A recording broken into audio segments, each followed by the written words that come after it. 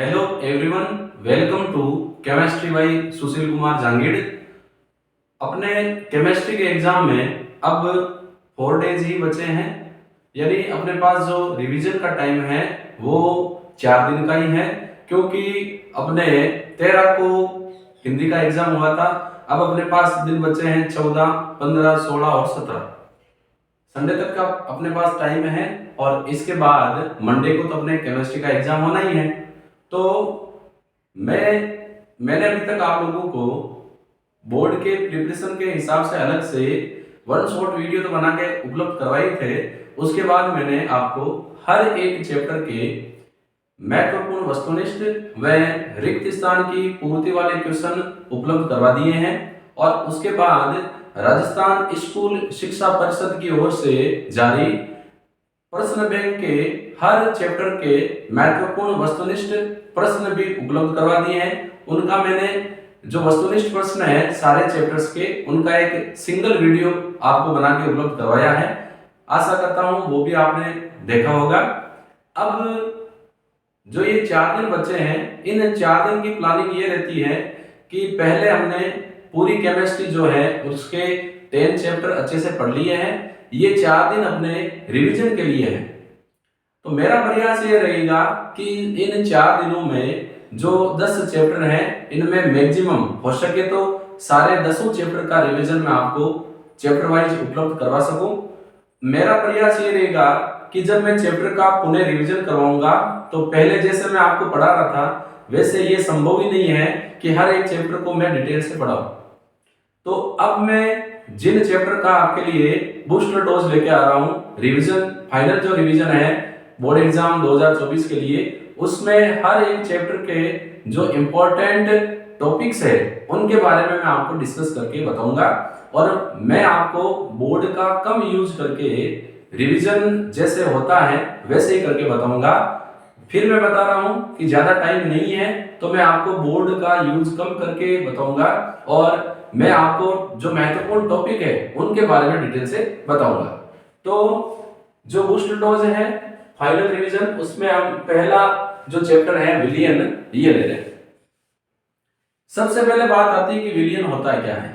2 या 2 से अधिक पदार्थों का समांगी मिश्रण विलियन कहलाता है। विलियन जो है ये विलेय और विलाय की भौतिक अवस्था के आधार पर 9 प्रकार का होता है। विलेय अगर ठोस है तो विलायक जो है वो ठोस द्रव गैस हो सकता है।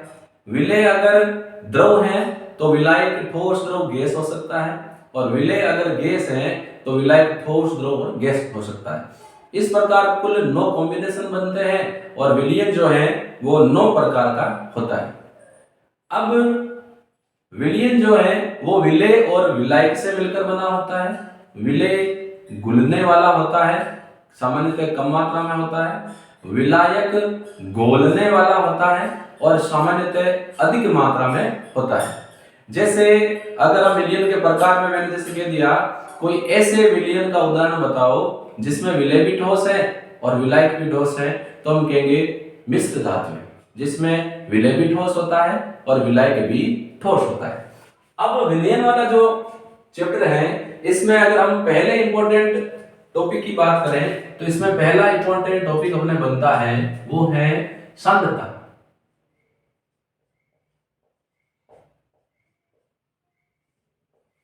सांद्रता क्या होती है? विलायक के निश्चित भाग में घुले हुए विलेय की मात्रा उस विलियन की सांद्रता कहलाती है। सांद्रता को व्यक्त करने के कई तरीके हैं, मैं उनको यहाँ पहले नोट डाउन करता हूं, फिर एक एक करके उनको हम लेंगे। पहला है द्रव्यमान द्रव्यमान प्रतिशत।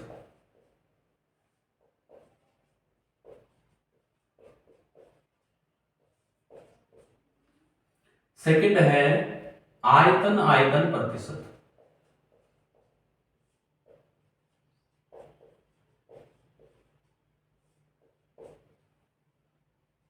थर्ड है द्रव्यमान आयतन प्रतिशत।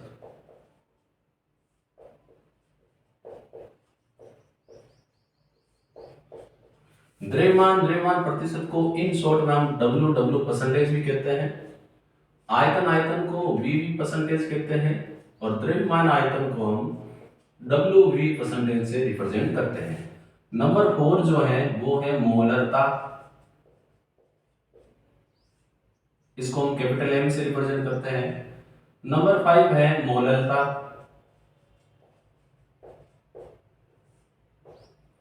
Small M. फिर है मोलंश, मोलंश भी कहते हैं या मोल भिन्न।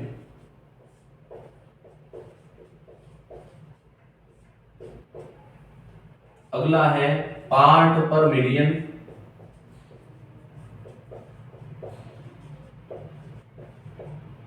और पार्ट पर मिलियन को इन शॉर्ट हम बोलते हैं पीपीएम। ये कुछ सांद्रता व्यक्त करने के तरीके हैं। तो देखो, मैं फिर किसी को ये कोई झांसा नहीं दे रहा हूं कि भाई अब आप ये वीडियोस देखो और आपको 100 में से 100 अंक आ जाएगी, 100% बन जाएगी। ऐसा कुछ नहीं है।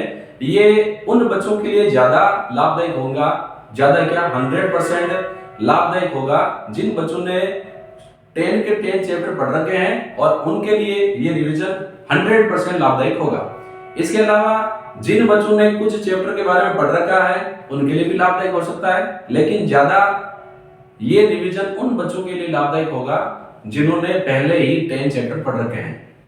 लेकिन वो बच्चे भी हताश नहीं हो जिन्होंने बहुत कम पार्ट पढ़ रखा हो, उनके लिए भी ये फायदेमंद होने वाला है, क्योंकि वो भी इन वीडियोज की हेल्प से अधिकतम अंक ला सकते हैं। अब हम इनकी बात करते हैं। द्रव्यमान प्रतिशत, W परसेंटेज।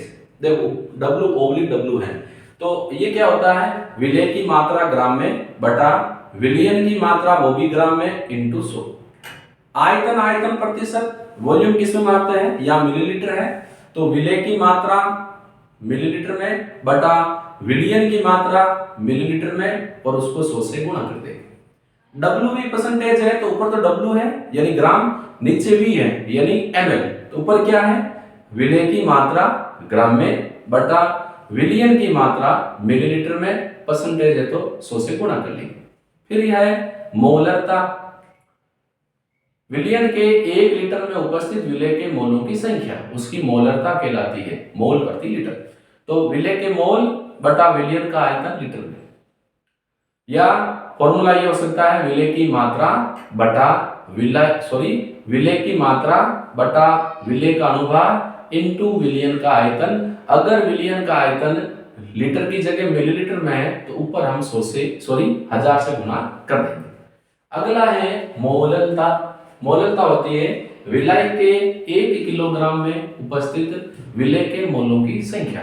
तो मोललता हो जाएगी विलेय के मोल बटा विलेय का भार किलो में, या एक और फॉर्मूला क्या हो जाएगा, विलेय की मात्रा बटा विलेय का अनुभार इनटू विलेय का भार। यदि विलेय का भार ग्राम में है तो ऊपर 1000 से गुणा कर देंगे।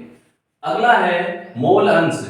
तो जिस अवयव की मोल अंश या मोल भिन्न ज्ञात करना है, उस अवयव के मोल बटा मिश्रण के कुल मोल, वो क्या हो जाएगा, मोल भिन्न या मोल अंश। अगला है पार्ट पर मिलियन। ये होता है विलियन के 10⁶ भाग में विलेय की मात्रा। तो विलेय की मात्रा बटा विलियन की मात्रा इंटू 10⁶। तो ये हमने ले ली सांद्रता की विभिन्न इकाइयां। अगला जो अपना टॉपिक है इंपॉर्टेंट बनता है वो है गैसों की द्रव में विलेयता।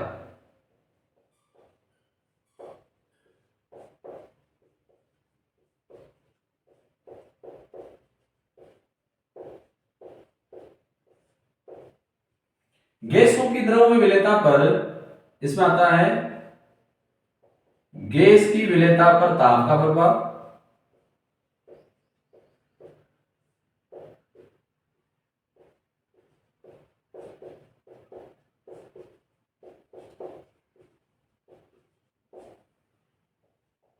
दूसरा है हेनरी का नियम,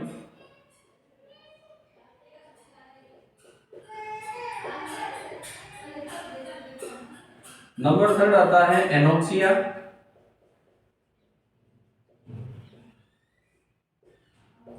और बेंड्स, और हेनरी नियम की सीमाएं, इनको डिस्कस करते हैं।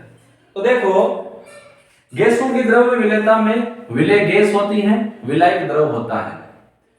गैसों की द्रव में विलेयता ताप बढ़ाने पर घटती है, क्योंकि गैसों का द्रव में विलयन एक ऊष्माक्षेपी प्रक्रम है।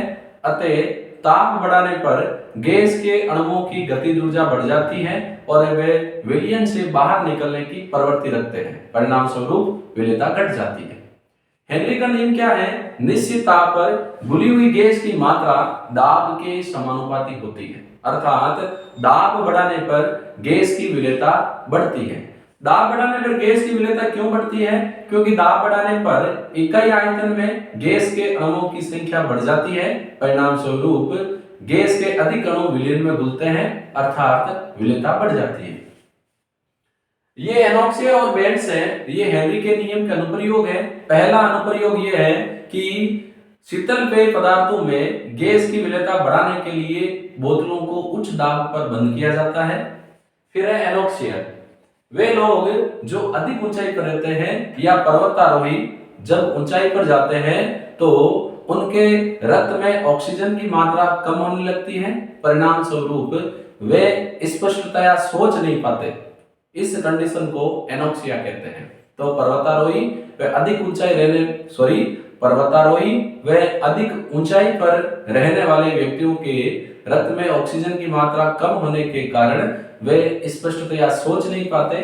इस कंडीशन को एनॉक्सिया कहते हैं। बेंड्स क्या होता है? देखो, जब समुद्री गोताखोर गोता लगाते हैं तो उनको उच्च दाब वाली वायु से श्वास लेना पड़ता है। उनके सिलेंडर में नाइट्रोजन व ऑक्सीजन गैस भरी जाती है, जिसकी विलेयता अधिक होने के कारण ये रक्त में अधिक घुल जाती है। परिणाम स्वरूप जब गोताखोर सतह पर आते हैं तो ये घुली हुई गैसें बुलबुलों के रूप में रक्त वाहिनियों से बाहर आती है, जिससे दर्द होता है। कई बार ये दर्द जानलेवा भी होता है। इस दर्द को बेंड्स कहते हैं। बेंड से राहत पाने के लिए नाइट्रोजन ऑक्सीजन गैस के सिलेंडर में अल्प मात्रा में हीलियम गैस भरी जाती है। हीलियम गैस नाइट्रोजन व ऑक्सीजन की रक्त में विलेयता को कम कर देते हैं। परिणाम स्वरूप बेंड से राहत मिल जाती है। हेनरी के नियम की सीमाएं ये है, ताप बहुत अधिक कम नहीं होना चाहिए, दाब बहुत अधिक नहीं होना चाहिए और गैस की विलायक में जो संगठन है वो अपरिवर्तित होना चाहिए। अब हम अगले जो इंपॉर्टेंट टॉपिक है उस पर आते हैं और अगला इंपॉर्टेंट टॉपिक है राउल्ट का नियम।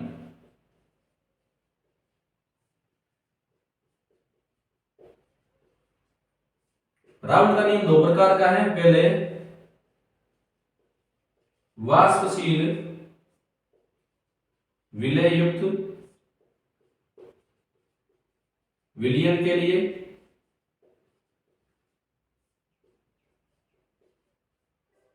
और दूसरा है अवाष्पशील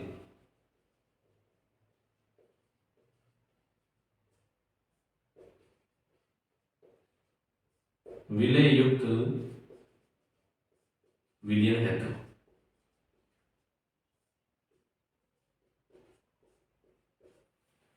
तो वाष्पशील विलेय युक्त विलयन के लिए राउल्ट का नियम क्या कहता है? देखो, द्रव का जब द्रव में विलयन बनता है तो विलयन का कुल वाष्प दाब विलेय और विलायक के आंशिक वाष्प दाब के योग के बराबर होता है।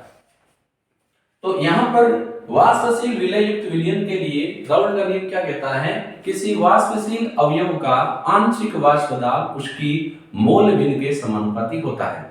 मोल भिन्न जब भी किसी की ज्ञात करनी हो तो उसके मात्रा बटा अणुभार, उसकी मात्रा में अणुभार का भाग देने पर मोल भिन्न प्राप्त होती है। तो किसी वाष्पशील अवयव का आंशिक वाष्प दाब उसकी मोल भिन्न के समानुपाती होता है।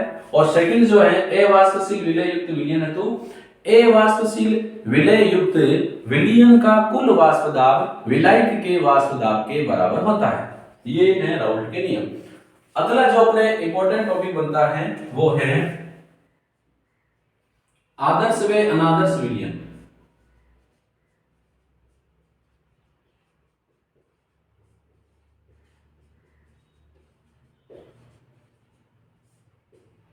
वह विलयन जो ताप व दाब की सभी परासों में राउल्ट के नियम का पालन करते हैं आदर्श विलयन कहलाते हैं, और वह विलयन जो ताप व दाब की सभी परासों में राउल्ट के नियम का पालन नहीं करते अनादर्श विलयन कहलाते हैं।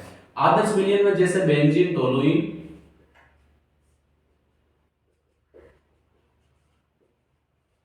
जैसे n hexane, n heptane, chloromethane, bromomethane, ethanol, methanol, ये कुछ आदर्श विलयन है।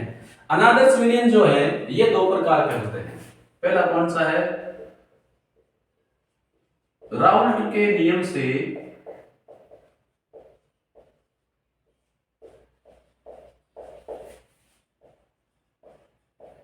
धनात्मक विचलन वाले,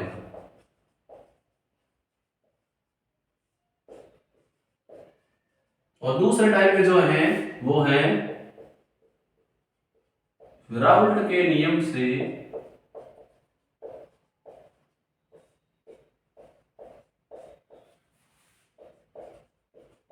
ऋणात्मक विचलन वाले।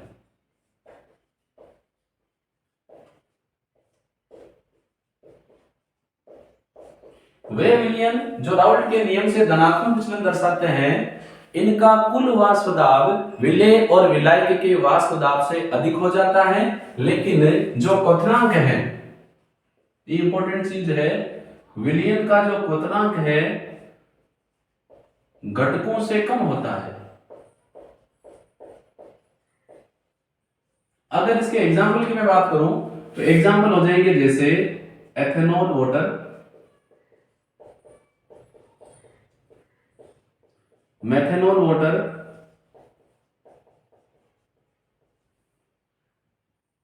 और एथेनॉल प्लस एसीटोन।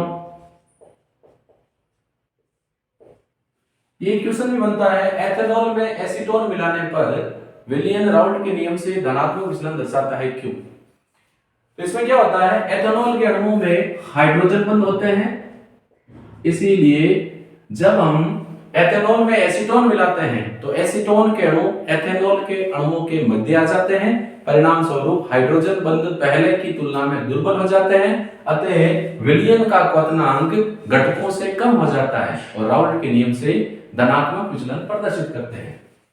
ऋणात्मक विचलन वाले जो है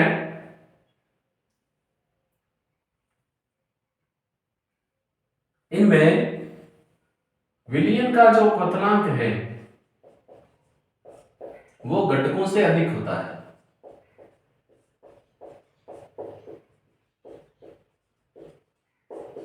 जैसे HNO3, H2O, H2SO4, H2O, HCl, H2O, और इसके अलावा एक है क्लोरोफॉर्म और एसीटोन,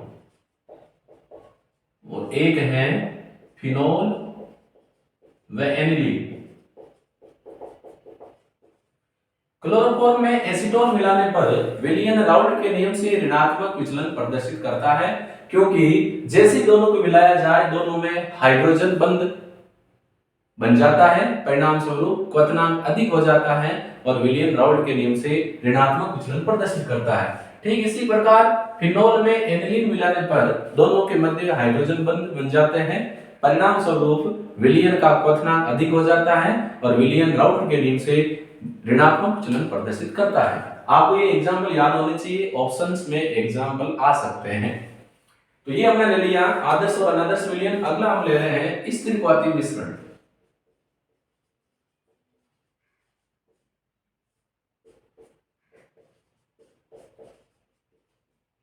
जब स्थिरक्वाती मिश्रण क्या होता है, दो घटकों का ऐसा मिश्रण जिसका द्रव व वाष्प अवस्था में संघटन समान हो, जो समान ताप पर उबलते हो, स्थिरक्वाती मिश्रण कहलाता है। ये दो प्रकार के होते हैं, न्यूनतम क्वाती स्थिरक्वाती मिश्रण, अधिकतम क्वाती स्थिरक्वाती मिश्रण। स्थिरक्वाती मिश्रण के घटकों को परभाजी आसवन से अलग नहीं कर सकते, क्योंकि जब परभाजी आसवन से इनको अलग करते हैं तो संघटन समान होने पर जब परभाजी आसवन से इनको पृथक करते हैं तो संघटन समान होने के कारण ये मिश्रित अवस्था में प्राप्त होते हैं, ना कि शुद्ध अवयव। इसी कारण एथेनॉल के परभाजी आसवन से हमें 95.5% एथेनॉल और 4.5% वाटर मिलता है, क्योंकि एथेनॉल का जल में मिश्रण एक स्थिरक्वाती मिश्रण है, इसीलिए ये संयुक्त अवस्था में प्राप्त होते हैं, शुद्ध अवयव प्राप्त नहीं होता है। हम एथेनॉल को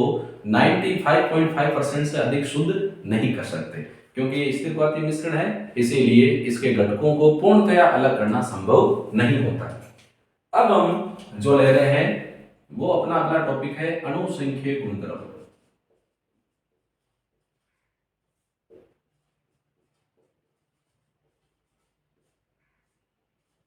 इसमें पहला है वाष्प दाब का अपेक्षिक अवनमन।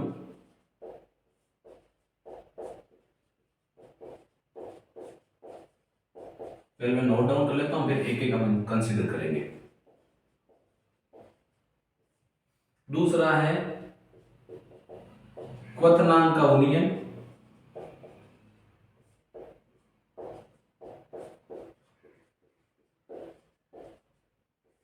तीसरा है हिमांक का अवनमन।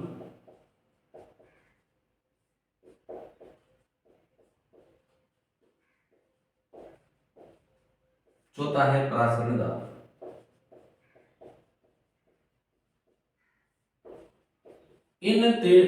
चारों मेथड से हम विलेय का मोलर द्रव्यमान ज्ञात करते हैं सामान्यतः। और भी कई चीजें होती है ज्ञात करने के लिए। तो पहला है अणुसंख्यक गुणधर्म। विलयन के वह गुण जो विलेय के कणों की संख्या पर निर्भर करते हैं, न कि उनकी प्रकृति पर, अणुसंख्यक गुणधर्म कहलाता है।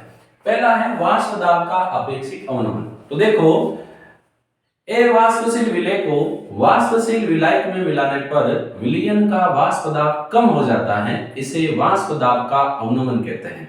वाष्प दाब का अवनमन व शुद्ध विलायक के वाष्प दाब का अनुपात वाष्प दाब का अपेक्षिक अवनमन कहलाता है। इसे ज्ञात करने के लिए हम क्या करते हैं, जो शुद्ध विलायक है उसके वाष्प दाब में से विलयन के वाष्प दाब को घटाते हैं और अपवन में रखते हैं शुद्ध विलायक का वाष्प दाब, और ये विलेय की मोल मीटर के बराबर होता है। ये शुद्ध विलायक का वाष्प दाब, ये विलयन का वाष्प दाब, और ये क्या है, शुद्ध विलायक का वाष्प दाब। विलायक के वाष्प दाब में से विलयन का वाष्प दाब घटाने पर वाष्प दाब में अवनमन प्राप्त होता है, और वाष्प दाब के अवनमन और शुद्ध विलायक के वाष्प दाब का अनुपात वाष्प दाब का अपेक्षिक अवनमन कहलाता है। यह है एक अणुसंख्यक गुणधर्म है जो विलेय के मोलों की संख्या के बराबर होता है। दूसरा होता है क्वथनांक का उन्नयन। क्वथनांक क्या होता है, वह ताप जिस पर किसी द्रव का वाष्प दाब वायुमंडलीय दाब के बराबर हो जाता है। जब हम अवाष्पशील विलेय को वाष्पशील विलायक में मिलाते हैं, देखो विलेय क्या है, अवाष्पशील, इसको हम ऐड कर रहे हैं विलायक में, ये क्या होता है, वाष्पशील। तो जो विलयन हमें मिलता है इसका वाष्प दाब विलायक के वाष्प दाब से क्या हो जाता है, कम। तो जब अवाष्पशील विलेय को वाष्पशील विलायक में मिलाते हैं तो विलयन का वाष्प दाब कम हो जाता है, अतः विलयन के वाष्प दाब को विलायक के वाष्प दाब के बराबर करने के लिए उसे अधिक ताप पर गर्म करते हैं। परिणाम स्वरूप विलयन का क्वथनांक अधिक हो जाता है, इसे क्वथनांक में उन्नयन कहते हैं। क्वथनांक में उन्नयन एक अणुसंख्यक गुणधर्म होता है, डेल्टा टी बी बॉइलिंग, ये मोलकता के समानुपाती होता है। जब समानुपाती का निशान हटाएंगे तो आएगा स्थिरांक के बी इंटू एम। के बी क्या है, मोलल उन्नयन स्थिरांक, और जब हम एम की वैल्यू रखेंगे तो आ जाएगा विलेय की मात्रा बटा विलेय का अनुभार इंटू विलेय का भार, किसमें, ग्राम में, ऊपर किससे गुणा कर देंगे, 1000 से। तो एक तो हम इस फॉर्मूले से भी मोलल उन्नयन स्थिरांक का मान ज्ञात कर सकते हैं, और एक इसका मान होता है Kb equal to M R T B square upon 1000 delta H vaporisation.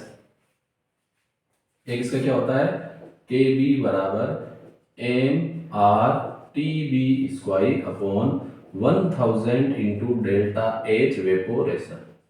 ये वाष्पन की एंथैल्पी है, ये विलेय का अनुभार है, ये गैस नियतांक, और ये क्या है, क्वथनांक किसका, विलयन का। तो विलयन का जो क्वथनांक है अणुसंख्यक गुणधर्म है, इसीलिए विलेय की मोलकता के समानुपाती होता है। ये हमने फॉर्मूला निकाल लिया। दूसरा क्या है, हिमांक का अवनमन। वह ताप जिस पर किसी पदार्थ की ठोस व द्रव अवस्था का वाष्प दाब बराबर हो जाए उसको हम बोलते हैं हिमांक। जब हम अवाष्पशील विलय को वाष्पशील विलायक में मिलाते हैं तो विलयन का वाष्प दाब कम हो जाता है, परिणाम स्वरूप विलयन कम ताप पर जमता है, अर्थात विलयन का हिमांक कम हो जाता है। इसे हिमांक में अवनमन कहते हैं। हिमांक में अवनमन यानी डेल्टा टी एफ ये भी अनुसंख्यिक गुणधर्म है, मोलरता के समानुपाती होगा। जब समानुपाती का निशान हटाएंगे तो इस तरह आएगा KF इंटू एम। KF क्या है? यह है मोलल अवनमन स्थिरांक या क्रायोस्कोपिक स्थिरांक। ठीक इसी प्रकार हम m का भी यहाँ मान रखकर क्या ज्ञात कर सकते हैं? ये m क्या है? ये है विलेय का अनुभाग।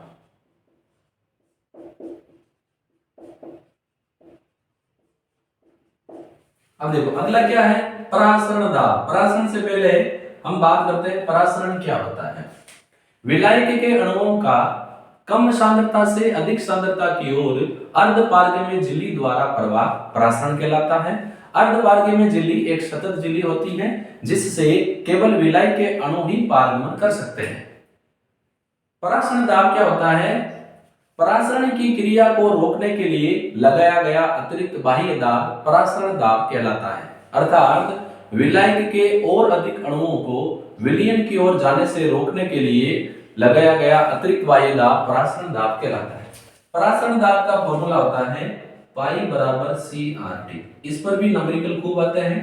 पाई बराबर C सांद्रता तो मोल बटा आयतन इनटू RT।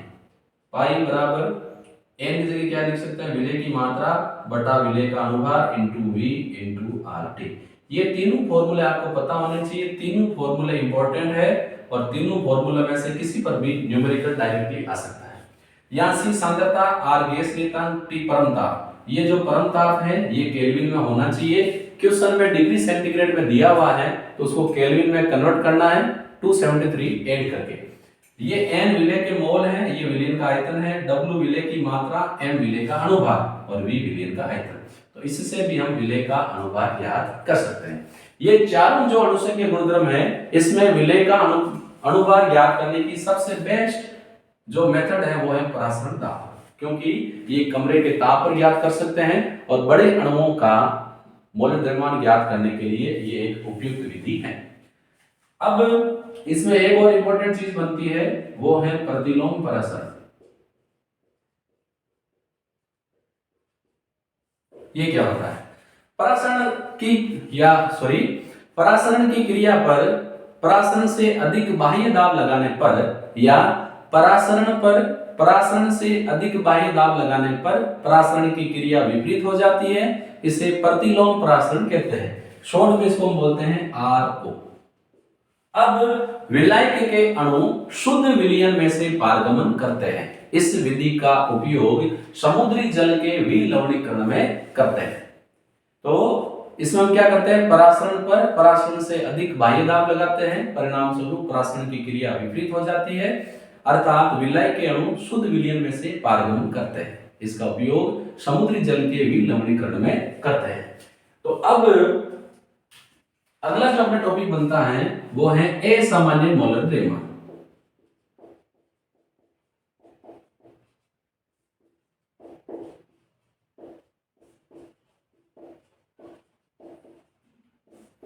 ऐसा मोलर द्रव्यमान जो सामान्य मान की तुलना में कम या अधिक प्राप्त हो असामान्य मोलर द्रव्यमान कहलाता है। अब देखो यदि हमने विलेय को विलयन में घोला और इसका वियोजन हो जाए तो अनुसंख्यिक गुणधर्म जो भी है जैसे मोलर द्रव्यमान तो कम हो जाएगा, और अगर हमने विलेय को विलायक में घोला और इसका क्या हो जाए संगुणन तो मोलर द्रव्यमान क्या हो जाएगा अधिक। जैसे यदि एसिटिक अम्ल को बेंजीन में घोला जाए तो एसिटिक अम्ल का अनुभाग 120 हो जाता है। क्यों? क्योंकि बेंजीन में एसिटिक अम्ल के दो अणु मिलकर डाइमर बना लेते हैं, परिणाम स्वरूप अनुभाग दुगुना हो जाता है। असामान्य मोलर द्रव्यमान ज्ञात करने के लिए हम काम में लेते हैं वान होफ गुणांक, जिसको हम I से रिप्रेजेंट करते हैं। थोड़ा इरेज कर लेते हैं इसको। अब जो वान होफ गुणांक है ये भी एक इंपॉर्टेंट टॉपिक है, इसको भी आपको ध्यान में रखना है। तो मैं थोड़ा सा इसको जितना अपना काम है मैं इरेज कर लेते हैं। ये चैप्टर कौन सा की ओर है?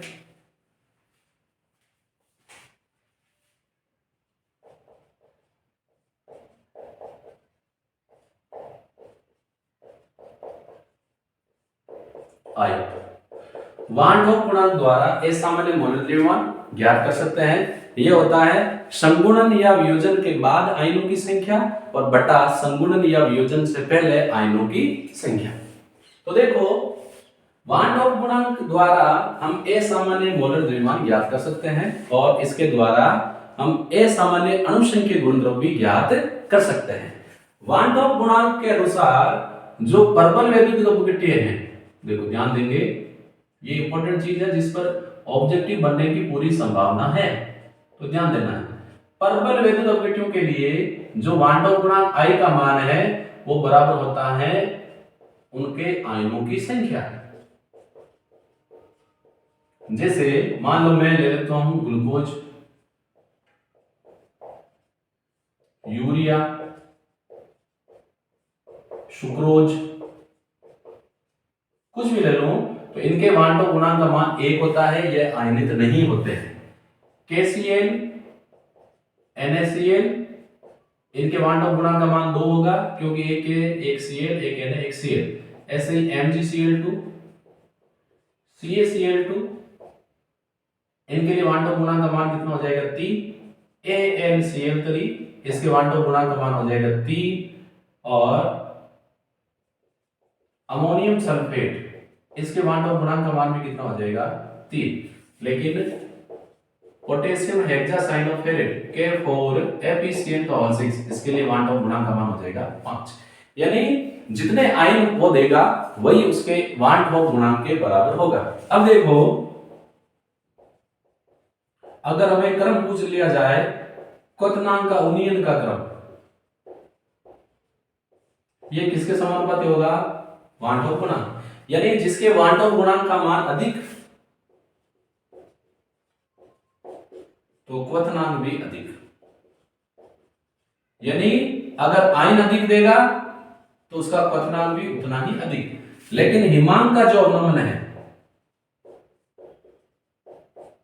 देखो अगर क्वेश्चन पूछ ले हिमांक के अवनमन के बढ़ते क्रम में लिखिए, तो हिमांक का जो अवनमन है वो I के मान पर डिपेंड करता है। यानी I जितना अधिक, वान डॉक गुणांक जितना अधिक, उसके हिमांक में अवनमन उतना ही अधिक। तो पूछे कि किसका हिमांक अधिक होगा, तो जिसके I का मान कम उसका हिमांक अधिक, और जिसके I का मान अधिक उसका हिमांक उतना ही कम। ठीक इसी प्रकार परासरण दाब भी I के मान पर डिपेंड करता है। जैसे जैसे वान डॉक गुणांक का मान बढ़ेगा परासरण दाब का भी मान बढ़ेगा। लेकिन वाष्प दाब का जो अपेक्षित अवनमन है वो जैसे जैसे वान डॉक गुणांक का मान बढ़ेगा वाष्प दाब में अवनमन भी बढ़ेगा, यानी उतना ही ज्यादा वाष्प दाब में अवनमन यानी कमी होगी। तो यहाँ पर मैंने चैप्टर नंबर 1 विलियन के जो महत्वपूर्ण टॉपिक्स हैं और जिन पर क्वेश्चन बनने की संभावना है उनका रिवीजन करवाने का प्रयास किया है, और आपके लिए बहुत ज्यादा ये हेल्पफुल भी होने वाला है। कई बच्चे ये सोचेंगे कि आपने बोर्ड पर वर्क कम किया है, बोला ज्यादा है, तो अगर बोर्ड पर वर्क करेंगे तो एक भी चैप्टर रिवीजन नहीं हो पाएगा। और रिवीजन अब जो हो रहा है उसका मतलब यही है कि एक बार जो हमने पढ़ा है उसको एक साथ समेटना। अगर हम समेट पाते हैं तो बोर्ड एग्जाम में हम बिना किसी तनाव के एग्जाम अटेंड कर लेंगे। इसके बाद हम शेष बचे जो चैप्टर हैं उसके भी बूस्टर डोज यानी फाइनल रिवीजन करेंगे। धन्यवाद।